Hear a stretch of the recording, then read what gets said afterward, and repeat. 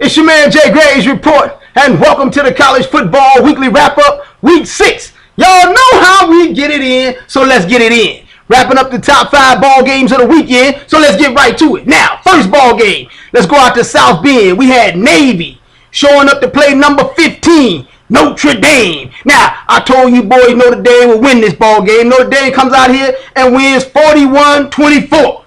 But here was the deal. A cat named CJ Precise went to work on these boys. He was slow and steady, 21 carries, 29 yards, 3 touchdowns. And then Deshaun Kaiser, the Black Dutchman, or German, whichever you most comfortable with, went out there, went to work, was 22 of 30, 281 yards and a touchdown.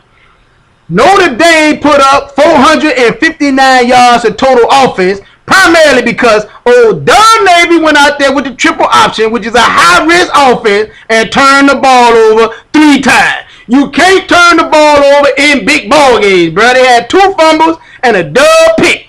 You cannot win big ball games on the road turning the ball over. Now, I told you boys last week that the leprechaun got arrested in Walmart down in Clemson, so that dub was on a bracelet for the game. On house arrest, so that guy had to leave at halftime. So touchdown Jesus shows up in this ball game. Put a little snake oil on the ball. That's why the Ducks for Navy kept turning the ball over. Couldn't figure out why the ball was so slippery. Touchdown Jesus just ain't standing out there at the administration building. He working behind the scenes at Notre Dame. Let's move on to the next ball game. Now, we got Miami. Goes down to Doak Campbell to play number 12. Florida State. Now, I told you boys going into this ball game that Florida State was going to win this game. Florida State wins 29-24. It was a little bit closer than boys needed it to be. I said that Miami has been dubbed ever since they left the ACC, left the Big East. When the boys decided to go to the ACC, they've been dubbed ever since.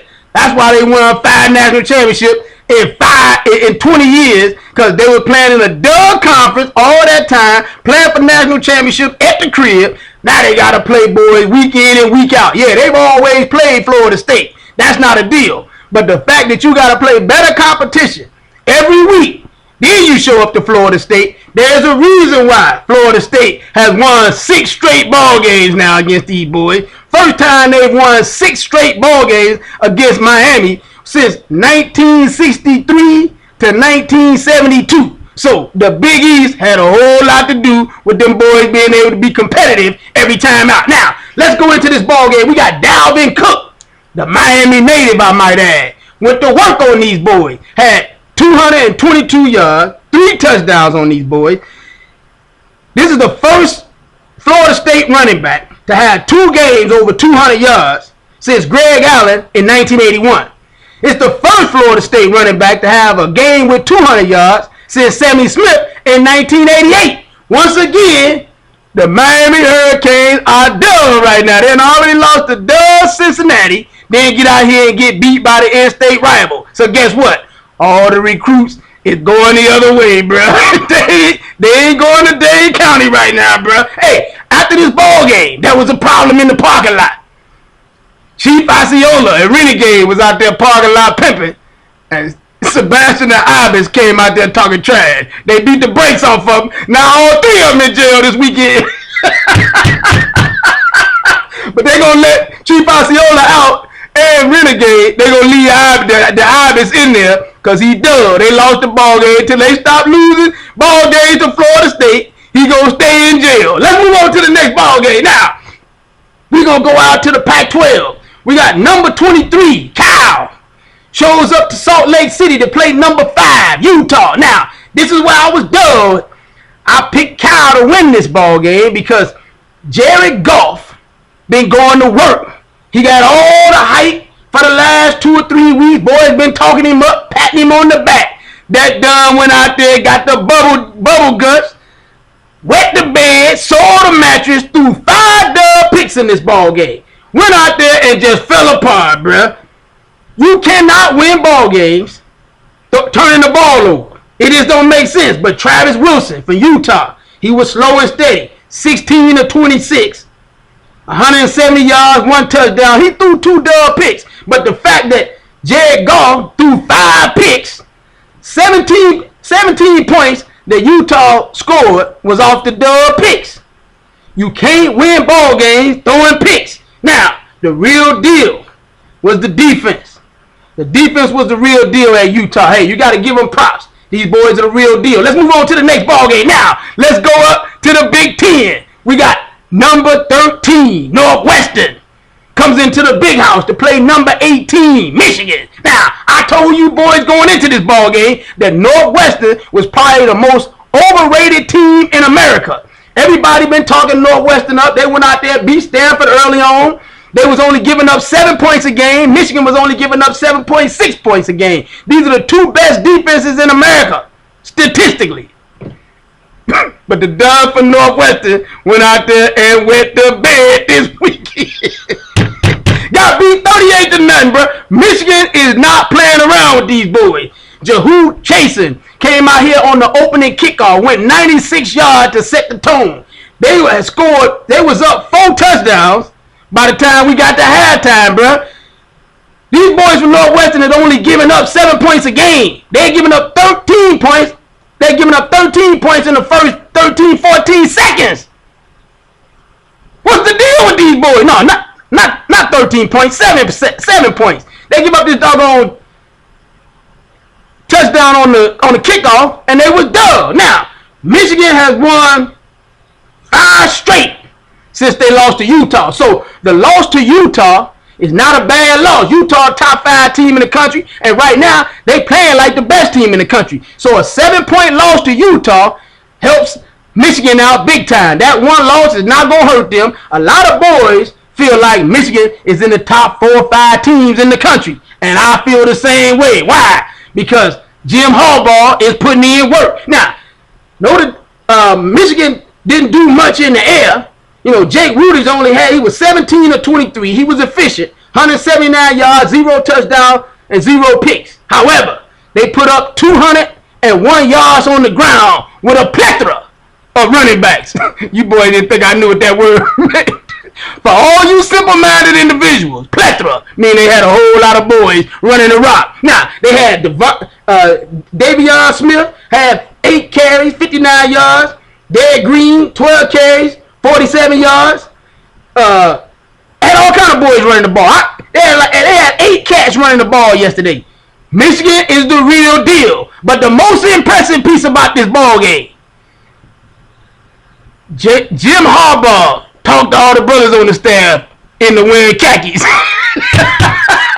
You know you got to do a hell of a job of coaching if you're going to get some brothers to wear khakis. I don't know a brother in America that will put on a pair of khakis and don't break out and catch and pull a hamstring. These boys, he doing a hell of a job of coaching. And Michigan is only getting better. Let me say this before I get out of here. Michigan State is only Michigan State because Michigan was dull over the last 6 or 7 years.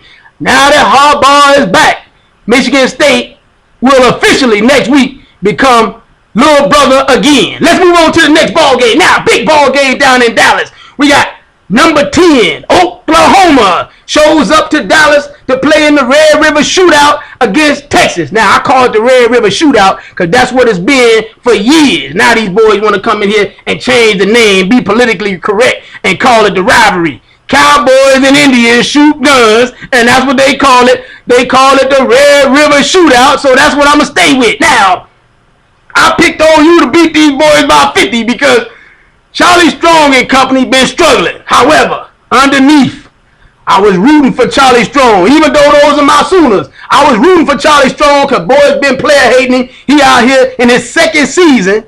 He lost 2 close ball games and got blown out by 2, which he should have gotten blown out. Both those teams were top 5 teams. But he shows up in the Red River Shootout and shocks the world. Beats Oklahoma 24-27. Now, all I got to say is SpongeBob SquareFlop shows up to the game and loses a big ball game like he always does. I don't know what's happening with Bob Stoops, but big ball game, some kind of way, OU just gets out there and went to bed. Everybody been talking heavy about them all season. I just say at some point they gonna went to bed. But I didn't think they was going to wet the bed against doggone Texas. Texas was out there a mess last week. All of a sudden now, they get out here in this ball game. I told you that Bevo was on that stuff. He wasn't even going to be at the game. Nobody saw Bevo at the game, right? I told you he wasn't going to be at the game. He lost about 355 pounds. Pawned his doggone horns down at the pawn shop. Then when Texas went up 14 points, that dog was out there banging on the back gate like old Eddie Kane. Let me in, dog. Let me in. No, hey, who is that? That's Bevo. Man, I don't recognize that dog. He about 350 pounds short on weight. But Charlie Strong went out there and put in work. His best players are freshmen. These boys went to work, shocked the world, beat on you, and all the powers that be said last week, as long as Charlie Strong shows improvement and he doesn't get embarrassed against Oklahoma, he's fine. Well, guess what, Playboy? He went out there and beat Oklahoma. Now, all the recruits are looking the other way. I'm telling you, Charlie Strong is about to turn this thing around. It's your man Jay Graves Report. Hey, before I even get out of here, let me talk about this other dud that I didn't preview his game. Oh, Dud, Georgia is Mark Rich, Georgia. I've been telling y'all that for years. He went down there to doggone Knoxville yesterday and wet the bed like he always does. The curse of the spray tan gets Georgia again. It's your man Jay Graves Report for TheJayGravesReport.com, or you can hit me up on Twitter at JayGravesReport so you can holler at your boy.